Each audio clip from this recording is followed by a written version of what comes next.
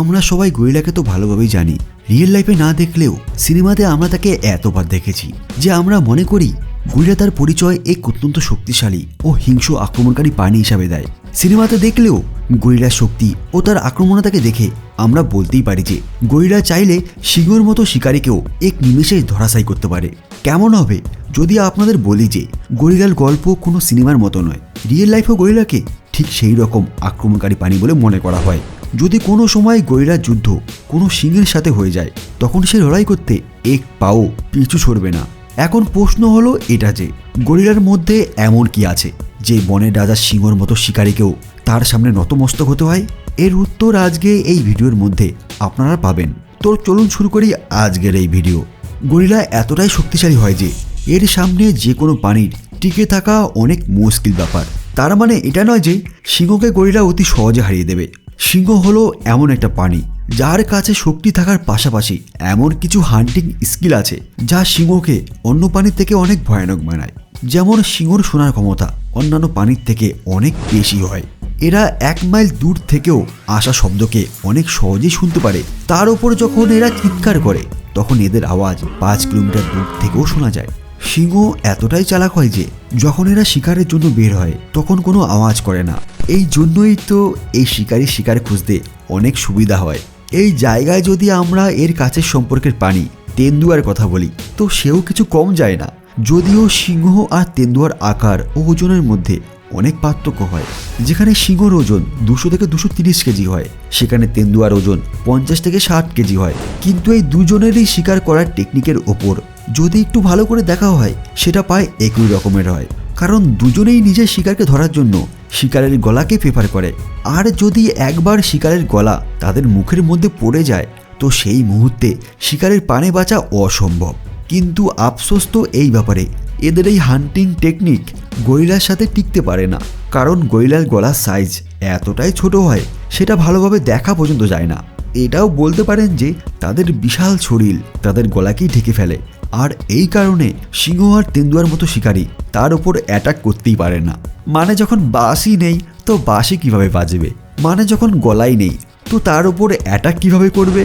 আর এখান থেকেই গরিলার শক্তি সিংহকে ডমিনেট করা শুরু করে। গরিলাকে এই দুনিয়ার সবচেয়ে শক্তিশালী প্রাণীর মধ্যে একটি বলে মনে করা হয়।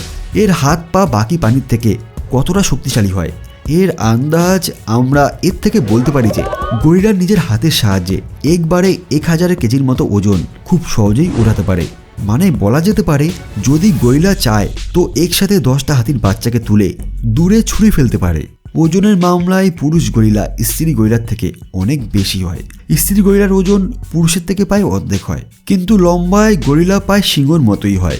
গরিলা যখন নিজের ভারী শরীর নিয়ে 2 পায়ে দাঁড়ায় তখন তাদের হাইট 6 ফুট হয়, যার অ্যাডভান্টেজ এরা সিংহ আর তেন্দুয়ার সাথে লড়াই করার সময় পায়। নিজের হাইটের এই অ্যাডভান্টেজ নিয়ে গরিলার নিজের দিকে আসা সিংহ বা তেন্দুয়ার পিঠের ওপর অ্যাটাক করে তাদের বেহাল করে দেয়।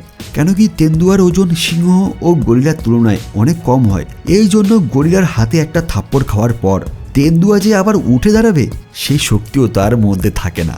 কিন্তু আমাদের রাজাবাবু সিংহ এত সহজে হার মানে না। দুজনেই একে অপরকে বরাবর টক্কর দেয়। আর এটা তো সবারই ভালো লাগে যখন দুই পক্ষের শক্তি বরাবর পর্যায়ে থাকে। কারণ ওই সময় কেউ জানে না কে কখন ধোনির মতো লাস্ট বলে 6 মেরে ম্যাচ জিতিয়ে দেবে। যদিও গরিলা রিয়েল লাইফে অনেক শান্ত প্রকৃতির প্রাণী হয়, যে কোনো বিনা কারণে কারোর উপরে অ্যাটাক করে না। যদি কেউ তাকে বা তার পরিবারে কোনো ক্ষতি করার চেষ্টা করে বা তাকে লড়াই করার জন্য উস্কানি দেয় তখন তারা সালমান ভাইয়ের মতো সেই প্রাণীর চাটনি বানানোর জন্য এমন কমিটমেন্ট করে যে পরে তারা নিজেরও শোনে না। কিন্তু অপরদিকে সিংহ একদম এরকম নয়। তারা খুব সুন্দর শিকারী। তারা সবসময় শুধু শিকারের জন্য ঘুরে বেড়ায়। সিংহকে জঙ্গলের সমস্ত প্রাণীদের মধ্যে সবচেয়ে ভালো শিকারী বলা হয়। এরা ডাইরেক্ট নিজের শিকারের গলায় অ্যাটাক করে তাদের মেরে ফেলার জন্য পুরো দুনিয়ায় বিখ্যাত। এর শক্তির আন্দাজ এর মাধ্যমে আপনি বুঝতে পারবেন যে একটা 2 থেকে 3 বছরের সিংহ নিজের শিকারের সময় শিকারের গলায় একবারে 650 PSI মতো ফোর্স খুব সহজেই লাগাতে পারে, যেখানে একটা অ্যাডাল্ট সিংহ প্রায় 800 PSI মতো ফোর্স দিতে পারে। এই ফোর্স এতটাই শক্তিশালী হয় সিংহর মুখে পড়া কোনো প্রাণীর গলার শিরা 1 সেকেন্ডের মধ্যে কেটে ফেলতে পারে, যার ফলে তারা শ্বাস নিতে না পারায় তাদের মৃত্যু হয়ে যায়। এমনকি মোটা চামড়ার প্রাণী যেমন গন্ডারের মতো বড় প্রাণী যার চামড়া 2 ইঞ্চির মতো মোটা হয়, তারাও পর্যন্ত সিংহের এই ফোর্সকে সহ্য করতে পারে না। যেমন আমরা আপনাদের আগেই বলেছি যে সিংহ গরিলার গলাকে দেখতে না পাওয়ায় গলায় অ্যাটাক করতে পারে না। সিংহ তখন তার পাঞ্জার সাহায্যে তার উপর অ্যাটাকের চেষ্টা করতে পারে। আপনাদের বলে দেই, সিংহর পাঞ্জা এতটাই সূচালো হয় যে এদের পাঞ্জা কোনো চাকু ছুরির থেকে কম হয় না, আর এদের পাঞ্জার নখ লম্বায় 8 থেকে 10 ইঞ্চির মতো হয়। অপরদিকে গরিলার চামড়া মোটা হওয়ার জন্য সিংহকে তার চাকু ও ছুরির মতো নখ দিয়ে গরিলাকে চিরফার করতে অনেক মুশকিল হতে পারে। কিন্তু অপরদিকে গরিলার নখ আমাদের মানুষের মতো সফট হয়, এই জন্য গরিলার নখ থেকে সিংহর ক্ষতির কোনো কারণ থাকে না। এই পরিস্থিতিতে গরিলা নিজের পাঞ্জার বদলে নিজের হাতের সাহায্য নেয়। একটা আক্রমণকারী গরিলা যদি মুডে চলে আসে তো আপনার দিকে একটা গোটা মারুতি 800 অতি সহজে ছুঁড়ে মারতে পারে। তো তখন একটা 200 কেজি ওজনের সিংহ তার কাছে কিছুই না। সব থেকে মজার ব্যাপার তো গরিলার দাঁতে। গরিলার দাঁত সিংহর মতো অত বড় বা সূচালো হয় না, কিন্তু ফোর্সের ব্যাপারে সিংহর থেকে প্রায় দ্বিগুণ শক্তিশালী ফোর্স দিতে পারে। যেখানে একটা নর্মাল সিংহ নিজের মুখের সাহায্যে 600 থেকে 700 PSI ফোর্স লাগাতে পারে, সেই দিকে গরিলা তার মুখের সাহায্যে 1400 PSI ফোর্স লাগাতে পারে। এখন আপনি এটা মনে করতে পারেন শারীরিক শক্তি ও মুখের ফোর্স দুই দিক থেকে যখন গরিলা সিংহর থেকে শক্তিশালী হয়, সাধারণত গরিলা খুব শান্ত স্বভাবের হয়। কিন্তু যদি কোনো সেরকম পরিস্থিতির সৃষ্টি হয় তখন গরিলা তার শারীরিক ও তার মুখের সাহায্যে সিংহকে খুব সহজেই হারাতে পারবে। এটা তো শুধু কথা হলো সিংহ আর গরিলার মধ্যে, কিন্তু বন্ধুরা আপনারা কি ভাবেন যদি এই মোকাবেলা একটি জাগুয়ার আর গরিলার মধ্যে হয় তাহলে কে জিতবে? কমেন্ট বক্সে আপনাদের উত্তরের জন্য অপেক্ষা করে থাকবো।